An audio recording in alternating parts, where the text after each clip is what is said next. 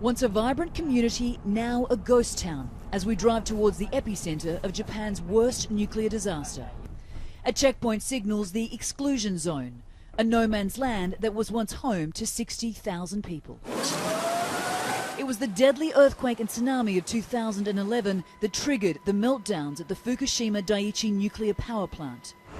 Still a radioactive site undergoing a highly dangerous cleanup by more than 3,500 diligent workers, the plant operator TEPCO invited us for an inspection, insisting that progress is being made.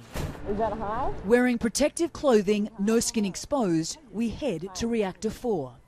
It suffered a massive hydrogen explosion during the crisis, but it was the least damaged of all 4 reactors because it was undergoing maintenance and wasn't operational when the earthquake and tsunami hit.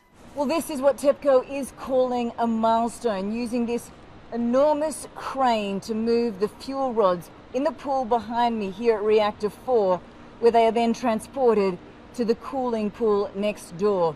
This is a delicate process and one that will take at least a year to complete. But while this may be TEPCO's first success story, reactors 1, 2 and 3 are proving to be a nightmare.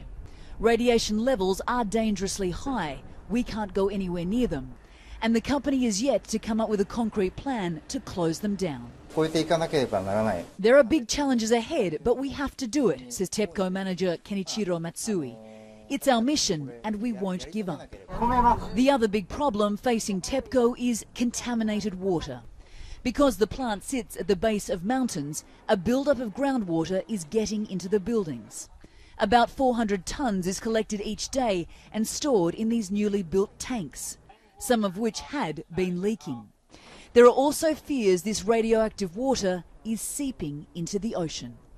The International Atomic Energy Agency says the process is very complex, but believes the operators have achieved good progress. After more than 2.5 years of being criticised for the way they've handled this crisis, TEPCO is finally being praised for its efforts and progress.